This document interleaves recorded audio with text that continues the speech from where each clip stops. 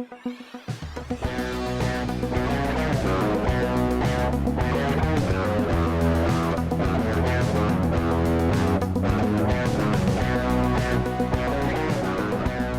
and welcome to Wehry Dads. I'm your host, Pete Wehry, with my co-host. Dad, I'm your co-host.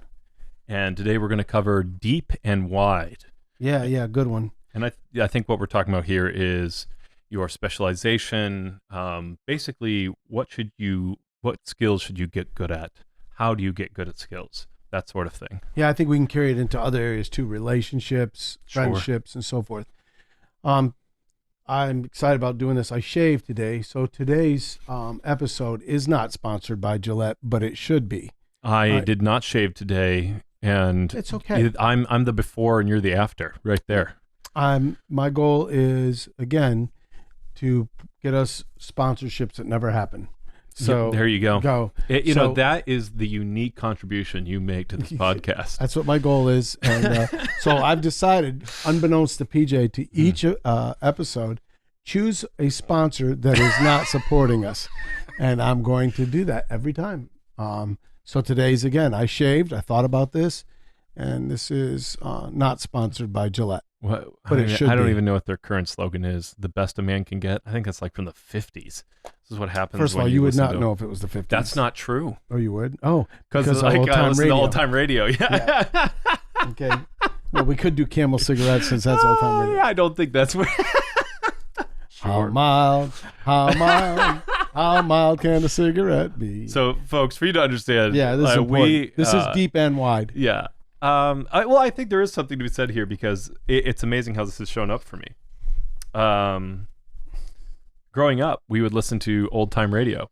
And so I heard old-time radio ads, things like the jingle for Camel cigarettes. Thank you for that wonderful rendition, Coach. I thought it was pretty good. I was impressed. Right.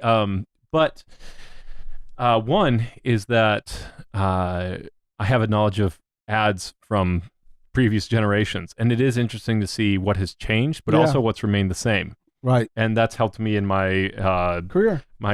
And I think you love Raymond Chandler. You love to read Raymond Chandler. And that came from those radios. Yeah. He's the noir fiction, detective fiction. And that's what I want to write. And that's come from that. And I think really, as we talk about deep and wide, is like there are a lot of basics that you need to live life well. And I think the idea of well-rounded, of being a full individual is really important because we live in a society that loves specialization and pays heavily for that. And we'll talk about that with deep. But this wide idea of like living a full life, a well-rounded life is really important. And then the part of that is you cover a variety of skills that end up helping you with your specialization that someone who's only specialized will miss. But there's also learning where you can go from just kind of this random experimentation. It reminds me of the quote, and I want to say it's Haruki Murakami. It could be wrong. But if you read all the books that everyone else is reading, you will think like everyone else. Yeah, that's a really good thought. And that's something that I've gone out of my way to sometimes find odd books and odd genres that I don't normally read. And the idea of that is, even if it's weird and stupid sometimes, I have been surprised how it gives a unique perspectives that... It just expands you. Yeah. So let me go, this is really interesting. Uncle Lenny, who we had on the podcast in regards to one of our first ones for this year, Build to Last, Lenny Parker, he has a book called Range, and it talks about guys doing things to a deeper range. And interesting enough, we all know Tiger Woods was specialized in golf and so forth, but Rafael Nadal, who might be one of the greatest tennis players, top 5 for sure of all time, he didn't start playing tennis when he was 14. He did a number of different things. And I just saw this of the 8 quarterbacks I think in the playoffs. Yeah. They did not just play football. They played football or baseball, or they played football, baseball, and basketball. Sure. Or football, baseball, basketball, and track. Yes. And one of the best guys I ever coached, toughest and able to be flexible and do different things, was a guy named Dan Dorn. And it helped that he had played baseball. He's probably a better baseball player than he was anything else. But in college, he played He was an All-American NCAA soccer player and was a good basketball player. So this is, again, the whole wide, the range, but then you choose 3 or 4 and you dig in deeper, or maybe one. I think that's a real blight in athletics today, where kids are grabbed on and they're just basketball. I coached a kid playing basketball. He's played college. He's actually getting a whiff in the NBA. He could not throw a baseball pass in basketball. He led with his wrong foot. Oh, okay. Because he had never really played baseball. So it's really interesting to watch him. I was stunned. Huh. So, that's one area, but obviously we're going to go into some others. Yeah, and I think to follow up is that if you're able to do this experimentation, or just like this fullness and well-rounded character, That's the wide. Right, exactly. Is that you, 1, will find what you love, and 2, you'll find what you're good at. Right. It's really interesting. This reflects, I was talking to Dr. James Markham on Chasing Leviathan a week or 2 ago. Yeah, exactly a week ago, actually. And he talked about what physicians need to be good at in order to create a better class of physician than we have right now. Is they need to be able to do 2 things. One is to care, and one is to be competent. And so, and that's really because right now medicine treats patients like objects, like we just manipulate them, and that's not healthy. And so the care part is really important. But I think there's just something in general that someone who loves what they do will eventually beat someone who's just doing it. Oh, no question. And so you'll find what you're good at. Passion gives you purpose. Let's use the sports analogy. You play 4 sports for a while, and there are 3 things that are going to happen. You're going to find which one you like the most. You're going to find the one that you like, that you're the best at. And it'll often coincide because you just naturally find yourself thinking about it and spending more time on it. And finally, and this is really important, and you're kind of talking about this, skills travel. Yeah, they do. Something that you learn over here, you'll be surprised how it helps you over here. Not a question. I mean, I was, and I think this is why people look at, you got a master's in philosophy. Really struggled under other people as an employee.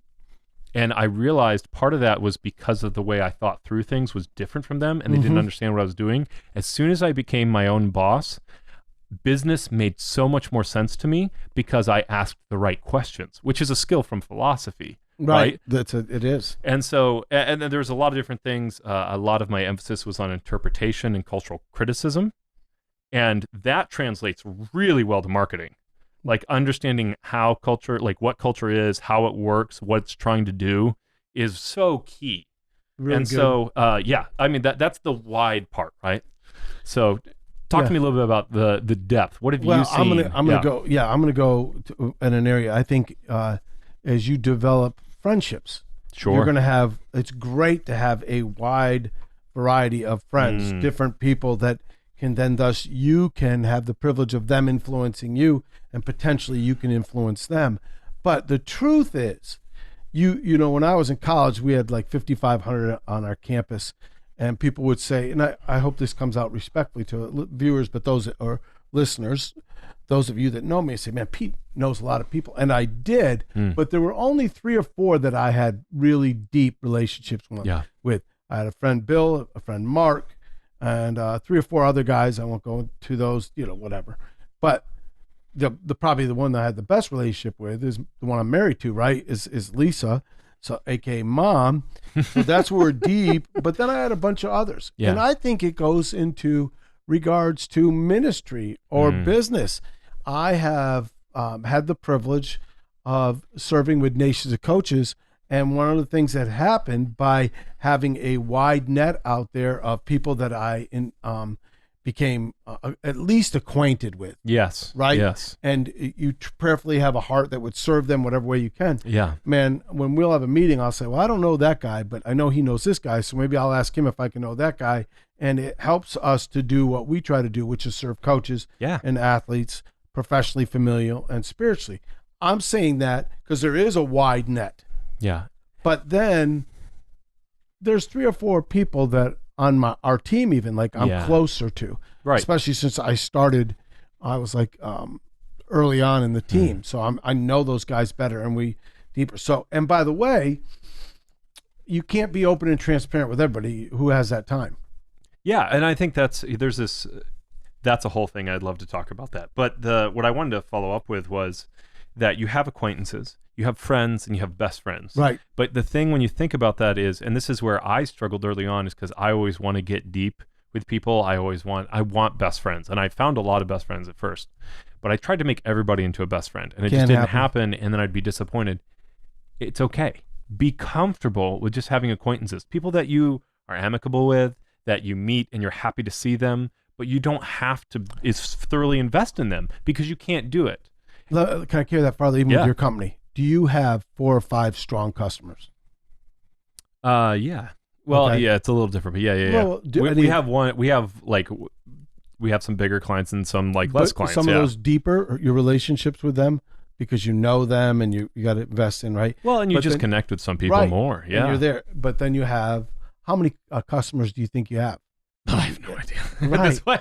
Well, that doesn't help the podcast. Yeah, I don't. But No, I would say 20, 25? Oh no, it's like, I mean, because we do a lot of one-off stuff. Okay, so it's probably it's over 100. Okay, so everybody, I want y'all. There's your width, and how many times have you guys done advertising? None. So because of those relationships of width, serving people well, yes, investing in them, because they're gonna. Listeners say, well, they're investing because they're paying for. No, you're investing in their company. You're investing in their dream, their passion. We always invested more than the money, and that people felt that. And there are key moments where you can do that. Big deal. But so there you go. There's your deep and wide. And I want to sing that if I could. You're in a singing mood today. No, that cracks me up. That's all I think of is deep and wide, deep. I mean, that's where, I mean, to be honest, that is what occurred to me. That's part of where I got this from. Nobody really wants me to do that anymore. I know, it's good. Maybe that's what you could be like on the next Masked Singer, American Idol. If I was to sing, people would want me to be masked, and I would want to be masked. I don't want anybody to know who it was, and I'm not taking it. That's fair. That's fair. Something I wanted to touch on, and this is a great philosophical point by Jacques Derrida, who's often people don't like, and there's I'm sure some good reason for that. But he talked about how censorship. We often think of censorship in terms of like, I don't want you to say that. But the more powerful censorship is saying, when you say yes to one thing, you're saying no. Like the total number of books, I think it's something like, if you read 1 to 2 books a week, which is about where I'm at, you still only read a couple thousand books over your lifetime. I think it's like 10 to 20. I did these numbers a long time ago. For every book that you say yes to, you automatically say no to 10 to 20,000 other books. Well, I think it might even be more. Yeah, because there's a lot of books out there. And you're like, it seems too strong to say that's censorship, but it is. You are silencing other voices because you can only listen to one voice at a time. Right. And that's like, it's not that I am rejecting your friendship. I'm just investing in this other person's friendship. And so I've chosen to invest in this person. And that actually doesn't even really comment on your value. It's just where I am. Right. And and just recognizing that when you do that, it's just it's about your finitude. It's about your weakness as a human being. God can thoroughly invest in everybody, but I can only invest in a few. I want you all to know there are some people out there going, finitude. But I know what finitude means. You are not weakness. Infinite. Yes. You're not infinite. You're limited. You cannot be everything to, and that's a whole nother thing because if you go too wide with your depth, you will, if you stretch yourself, and by the way, I think you can go wide, but you can't go deep with it. You can only, right? You will burn out. You will offer nothing. It's the old adage of kind of like the sponge. If you got to give it out, but you also have to have something to give. And so you've got to feed yourself. And that is why, in other episodes, I've mentioned this, like I spend an hour reading in the morning because there's a need out there to understand other people, their fears, their needs. And you've read a number of different subjects that are not part of our average socioeconomic group. We're trying to figure out who all people are and where they're coming from and the needs they may have. Yeah, and I think obviously my word this year is roots. Last episode we talked about, I talked about the roots of values. It just seems to come up as a metaphor, but I thought of this with the deep and wide. That have you ever tried to pull up something that has a really tough root system. It's not just deep, because you'll see those, the ones with a really deep root system, you pull it out and it's that one long strand and it just starts coming out. But the ones that are too wide or too shallow, you need something that's both deep so it's and really wide. Interesting you're saying. When I would preach, I had a sermon. Yeah. And I don't know if you remember. This is taken from Psalm 1. I feel like this is a test now, but yeah. No, but in Psalm 1. If you remember the sermons I preached, you were PJ. planted by the rivers of water. Yeah. Psalm 1. So, real quick, I was doing landscaping at night to make extra money when I was in college. So seriously, folks, I got $5 an hour from one guy, and then I did some other people's lawns, like for $25. They'd be $100 now. C'est la vie, we're doing it, right? I'm out, and there's a tree in the middle of this lady's yard, and I go up to it and I shake it. It's about ready to fall. And so she says to me, I need to take that down. I said, well, I'll do that. And I said, for $75. And for those of you who know anything about trees, okay, taking down a tree, I mean, they're $500,000 projects probably now, probably more. But that was not what this was, okay? So I went home and told my dad, Ken Turner, I said, Dad, man, I'm going to do. He said, you're crazy. What are you doing? I'll come up with you. He's all dressed in his gear and stuff, and he brings a thing, and he walks up to the tree and looks at it. And I said, I told you. He cut it at the bottom. When it fell, it broke into 25 pieces, and we were out of there in an hour. Wow. So back in the day, I made $75 an hour. In the back of that yard was a empty creek. It no longer ran any water. And it didn't have any of the source. Yeah. Down the street where I got the $5 an hour, this guy asked me to pull out bushes. And it was right by a river with a waterfall. The waterfall came right down there. The water was pretty cool. It was pure. And I said, sure, for $5 an hour, I would start pulling out a bush, and it would start in West Hartford, Connecticut. And by the time I got done with the end of the route, I was somewhere in New Jersey. I mean, it would just go, and I'm going down the streets. And I'm like, no, seriously. Yeah. They were 20, 30 feet long. They'd go in circles. They'd go everywhere. Yeah. Because it had a source. And that goes back to what I'm saying to you folks. If you're going to have any relationships, you've got to be you've got to be watering yourself. You got to be taking care of yourself. And you can't stretch yourself too thin. So you can have some width, but depth is just as important. And I think something you just said there to connect with that root system is you have to put down roots. Like where you put down roots matters a lot. Right. That's source, right? I mean, obviously and that should be Christ, choice. But it's also community, right? Like you've got to be tied into a church that is tied into Christ. Right. So what you're saying is, and I love this because this is a big time decision. This should be done with discernment and wisdom, because you are going, and I always say this, where's the grass greenest? Where you water it. Boom. Yeah, it's a great saying. Yeah. Right. So you're there in this area. And if I'm going to go and pour 3 to 5 hours a week, not only in the church, but Bible studies and maybe invest in people, you better choose wisely. Yeah. Especially I look at it as, my time is not as long as it was, always. Yeah. And so I love what we talked about for depth. I'm pulling a lot from, I think it's Scott H. Young. I should have looked up his name beforehand, but it's Ultra Learning. Yes. Great book. Right. Absolutely. Highly recommend it. Yep. And it's literally how do you achieve a hard, or not even a hard skill, but like a true skill in the shortest amount of time possible. Both of us have read this book, folks. Ultra Learning, you ought to get it. And just some things that I took from it, and this is me putting it in my own words, which is part of, his thing, right? I would say that when it comes to depth, right, you have a lot of roots out wide, and then you put a couple down deep. And the goal with that is to find something you like and something that matters. And then that's where you really say, I'm going to get really good at this one thing. Mm-hmm. And so to do that, find the thing, and that thing should not just be, I want to get good at coding, for instance. It's actually not the right way to accomplish it. I want to make this thing. I want to accomplish this one concrete goal. So not, I want to get, and this came up for me because I didn't do this right with coding, and then I started to figure out this is what I need to do. I'd say, I want to build a really sharp website as a bio for me, as a job resume. I want to build a game or something like that. You have to have a very concrete goal because it will sharpen your search for knowledge. And what you'll find is you want to create a rhythm. And for me, I'm going to focus more on theory because that's just the way I'm wired. But even no matter which one you tend to be more hands-on, more theoretical, you want to create a rhythm once you have that concrete goal, a rhythm of theory and practice where you try something and then you run into a roadblock, you go back to theory, and now the theory will be entrenched in practice.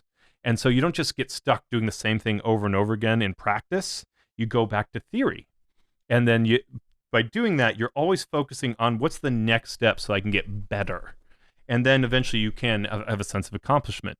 The one thing I would warn of with the concrete goal, and I found this myself, this goes back to something you like and something that matters. Allow yourself to be flexible with a concrete goal because you'll start to build something, whatever that is. You're like, oh, I want to write a book. And then you'll figure out, I don't want to write this book. Or you want to code. I don't want to actually make a website. I would rather do backend. This is more interesting to me. There's different versions of coding. I don't want to do, what do you want to do? You want to do comedy? You want to do coaching? You're like, you know what? I've invested a lot in baseball, but I've played a little bit of basketball over here, and I think I actually like that better. Whatever that is, being like, I want to, let's say in basketball, you want to be a post player, and you work a lot on your post skills, and then you realize that it's limiting you. Yep. And then you're like, you know what? I want to be a 35% three-point shooter. What does it take for me to get to that? I need to work on my form. There's the theory part. I need to go out and shoot this many times a day. I'm not making enough shots, or my shot's too slow. Like there's all these different ways you can think about variables. Yeah. So it's interesting to hear you say all that and to go through that dialogue and hear your heart on all that, because I think that's really good. And I think one of the things, there are things that make you almost do this. So I thought of this when I it's true. Some things you can't stay away from. Yeah. I'm teaching, and so I learned PowerPoint. I learned it, and so we're in our office one time. They're going, I don't know how to fix. I said, I can do that. They were all like, they thought like I was almost a computer genius, and all I had ever done is, but you said practice, then you go back. That's not working right. Get on Google or Theory, try to figure it out. Right? This is a shortcut. Oh, I've been doing it this way. There's another way. Yes. Whether it was with that or other areas, especially as we deal with, for me it was computers, but you could just do stuff and you figure it out. But again, that's here broad, and then you narrow it down. Oh, I've been better with. Well, that's a great example, even to what I wanted to talk about with the other side of it is there's a lot of skills that will transfer and make you better at that thing. So you can be a really good teacher, and you think of teaching as like, I get this knowledge and I express it in a way that helps people learn. But if you're good with people, that will help you in all sorts of ways, right? And that's like in the conversations after class, you help connect. That's not lecturing per se. Good with tech is another one. Good with money, because if you have financial stresses, you're not going to be as good of a teacher. And so you don't have to be deep in those things, but you at least have to be basically competent in order to achieve your other stuff. Surely, that's a good point. And I think that's, all of that plays into it. And I said this to you before when we were talking about this episode. I think whatever you do, and I understand this statement, and I know it's true, but everything's about relationships. I go, okay. But there's a book called Never Eat Alone. It's by a guy named Farazi. And he talks about this. If you want to be a good teacher, you got to know your students. Yeah. So we talk about wide. You got to spend some time with different people. Get it, and then there's always going to be 2 or 3 students. This is, people say teacher's pet, whatever. Well, those students want to be mentored. Yeah. Okay. And even the quote I think I put out for Nations of Coaches today was by Ben Franklin, and it basically talked about you can have these. I am terribly butchering this, but long story is you have relationships, but you get somebody and you show them how to do it, and then you allow them to do it with you. Like that's the whole, Craftsman mentoring. That's a whole different level. And so by the way, you do that, you're building a deeper relationship. Thus, deep and wide is imperative. Yeah. And then I think the other side of that is finding, and then, man, we could go really deep into the tree metaphor, right? We don't necessarily need to do that, but like you have, is that allow yourself to specialize in certain things, and then find other people who complement with depths in different ways. And that's just finding the right, I mean, when you see a healthy ecosystem, you have different plants all growing in different ways, and they actually will help each other, right? Mm-hmm. And I think that's really an important part of this whole discussion, is that you find that right source, you find that right ecosystem where you can thrive. And you're like, well, it's painful to move. And the question you have to ask yourself is similar. It's a shock to the tree when you transplant it, but will the tree be better off after you transplant? Sometimes the answer is no, because there is the cost of the shock. But sometimes it's just like, this is such a better place. And some of you are in that spot right now. Some of you are like, some of you are in that spot where you're like, I'm not really finding something. I'm finding something that I kind of like, something that I kind of matters. The soil that you're living in is not producing the depth you need. And so it's really a good thought that you said that. Yeah. I want to correlate all this to building to last. Sure. Right? If you're going to have a life that is building to last, you ought to invest your life, your time, people, and it should be broad. But boy, it's imperative too to have some deep relationships. And PJ's thought there is sometimes you might have to move the plant to get to better soil and better source of water so that you can get deeper. I think that's really good. It's awesome. Appreciate you. If we helped you take one more step in your journey of personal growth, please like, share, and subscribe so someone else can share, do the same thing. Subscribe. And folks, don't forget, this episode was not in any way supported by Gillette shaving cream. But it should be. But my face was. Hey, have a great day, buddy. Thank you. Right. Love you. Love you. See you.